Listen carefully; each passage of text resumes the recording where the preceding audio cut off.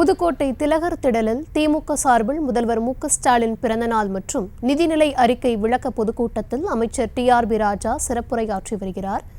அதன் கூடுதல் விவரங்களை தர இருக்கிறார் செய்தியாளர் பாக்யராஜ். வணக்கம் பாக்யராஜ், விவரங்கள். புதுக்கோட்டை திலகர் திடலில் எல்லாருக்கும் எல்லாம் என்ற தலைப்பில் முதலமைச்சரின் பிறந்தநாள் மற்றும் 2024ஆம் ஆண்டிற்கான நிதிநிலை அறிக்கை விளக்க பொதுக்கூட்டம் நடைபெற்று வருகிறது. இதில் தொழில்துறை அமைச்சர் டி.ஆர்.பி. ராஜா பங்கேற்றுள்ளார். இந்த கூட்டத்தில் 2024ஆம் ஆண்டிற்கான தமிழ்நாடு நிதிநிலை அறிக்கையின் சிறப்புகளான 6ஆம் வகுப்பு முதல் 12ஆம் வகுப்பு வரை அரசு பள்ளியில் பயின்று உயர் கல்வியில் சேரும் மாணவர்களுக்கு மாதம் 1000 ரூபாய் உதவித்தொகை வழங்க 360 கோடி நிதி ஒதுக்கீடு செய்யப்பட்டது.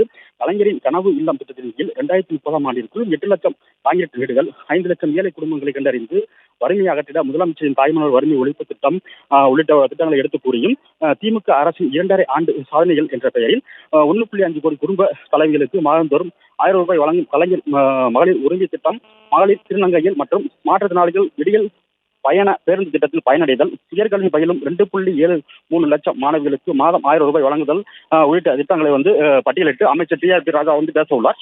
புதுக்கோட்டை வடக்கு மாவட்டம் மற்றும் நகர திமுக சார்பில் ஏற்பாடு செய்யப்பட்டுள்ள இந்த பொதுக்கூட்டத்தில் புதுக்கோட்டை சட்டமன்ற உறுப்பினர் முத்துராஜா, வடக்கு மாவட்ட செயலர் செல்லப்பாண்டியன் உள்ளிட்ட ஏராளமான கலந்து கொண்டுள்ளனர்.